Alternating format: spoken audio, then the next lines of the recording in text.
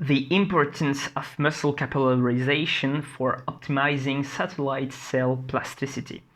On se retrouve aujourd'hui pour une revue informelle d'études qui est cool parce qu'en fait, elle parle d'un truc que je l'ignorais totalement, c'est les interrelations entre capillarisation. Donc, capillarisation, c'est augmenter le nombre de vaisseaux sanguins capillaires. Les capillaires sont les plus petits vaisseaux sanguins. Et le fait des cellules satellites. Les cellules satellites, en fait, ce sont des cellules qui sont autour de ton muscle, d'accord, et qui ont leur rôle est très complexe. Il y en a plein, mais on sait, ça c'est sûr, qu'elles ont un rôle pour la réparation des fibres musculaires. Et de façon générale, du coup, si tes fibres musculaires sont lésées par l'entraînement, par autre chose, les cellules satellites sont là pour t'aider à réparer. Donc, ce que je ne savais pas, ce qui est bien mis en exergue par cette revue, c'est que dans le modèle animal et même dans le modèle humain, on remarque qu'il y a, dans le modèle humain plutôt, on a de fortes présomptions. Dans le modèle animal, c'est sûr, on l'a remarqué, il y a une relation entre capillarisation, donc créer de nouveaux capillaires, faire en sorte que ce soit mieux vascularisé, tes muscles, et le fait que tes cellules satellites soient plus efficaces, soient plus là de façon générale, et donc t'aident à mieux réparer tes fibres musculaires. C'est médié en fait par tout un tas d'hormones. C'est-à-dire des hormones, alors oui non, parce que les hormones c'est encore autre chose, c'est des hormones de façon générale, ce sont en fait des molécules qui sont sécrétées dans ce milieu-là, qui interagissent, mais c'est peut-être pas des hormones au sens strict, dans le sens où les hormones, il me semble que on qualifie d'hormones quelque chose qui est sécrété, on va dire, relativement loin du site et qui va avoir un effet global. Et alors que on peut avoir les cytokines, les choses comme ça, sont des substances qui agissent exactement comme des hormones, mais qui sont plutôt sécrétées à un niveau local. Il me semble que c'est ça, je me trompe peut-être. Peut-être que dans l'ensemble, en tout cas, on peut qualifier ça de système endocrine, paracrine. Bref, ça fonctionne à peu près de la même façon, ce sont des substances qui se libèrent.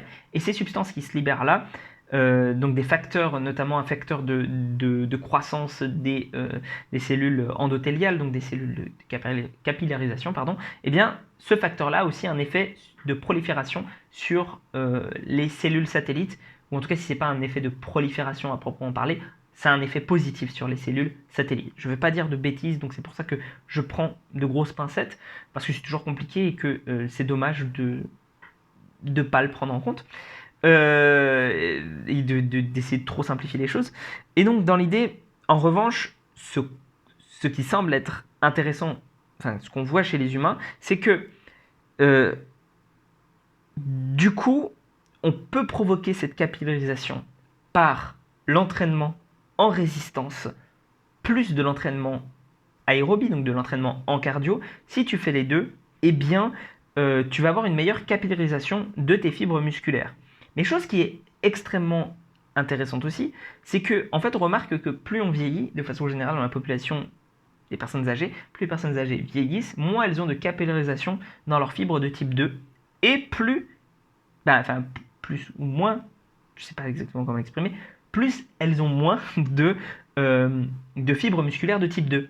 Alors qu'à l'inverse, les gens qui continuent à faire du sport en vieillissant gardent leurs fibres musculaires de type 2 qui sont plus vascularisées. Et donc peut-être que en fait, ça peut être lié à la vascularisation, le fait d'avoir des fibres de type 2. Ce qui semble bizarre parce qu'en fait la vascularisation, c'est une caractéristique souvent des fibres de type 1. Elles sont très vascularisées, les fibres de type 1. Or on pourrait se dire, peut-être que si tu vascularises des fibres de type 2, elles deviennent moins efficaces, il y en a moins, etc. Non, c'est pas le cas. En fait, plus tu vas les vasculariser, plus elles vont rester des fibres de type 2, en tout cas en vieillissant. Du coup, on peut se dire que muscu et cardio, ce sont des alliés, de façon générale, notamment quand on vieillit. Et encore plus intéressant, chez les personnes qui font du sport, sont actives habituellement, etc., l'immobilisation d'une jambe, il me semble que c'est chez les personnes âgées, parce que c'est un peu une revue de la littérature, il me semble que chez les personnes âgées, donc du coup, eh bien, si jamais elles sont actives, ces personnes-là, immobilisation, après des dommages musculaires, c'est très important à noter, après des dommages musculaires, eh bien, ça fait que tes dommages musculaires vont être complètement guéris. Donc, ça va être beaucoup plus rapide en termes de guérison chez des gens qui ont l'habitude de faire du sport, alors que chez les gens qui sont sédentaires, donc des personnes âgées qui sont sédentaires, qui n'ont pas l'habitude de faire du sport, et on leur fait faire du coup des dommages musculaires aussi, et on immobilise la jambe derrière, eh bien, après coup, ces personnes-là ont tendance à ne pas avoir récupéré, ça met beaucoup plus longtemps à récupérer. Qu'est-ce qu'on pourrait en conclure? Les dommages musculaires, bon, si tu les fais par l'entraînement, c'est pas trop grave, au pire, tu vas mettre un petit peu plus de temps à récupérer, mais ça va aller. Mais si tu les fais, je sais pas, en te blessant, ou même on pourrait envisager que ce soit pas nécessairement que des dommages musculaires, ça peut être aussi, je sais pas, des dommages un peu plus profonds, tendineux, machin, etc. Bref, des blessures qui peuvent arriver aussi quand tu vieillis. On pourrait se dire que le fait de faire de la musculation et du cardio de façon générale, ça te permet de guérir plus vite et donc potentiellement de vivre plus vieux, d'être en meilleure santé plus vieux en fait, plutôt. D'être, comment dire, d'être en meilleure forme, voilà, physique, plus vieux et de récupérer plus vite. Et ça peut être crucial du coup quand on vieillit. Donc il faut, finalement, ce qu'il faut retenir, c'est qu'il ne faut pas arrêter de faire du sport. Et c'est peut-être une des raisons pour lesquelles les sportifs récupèrent mieux de façon générale de n'importe quelle chose qu'on peut leur envoyer à la gueule, type blessure, etc. Enfin voilà, ce genre de choses-là.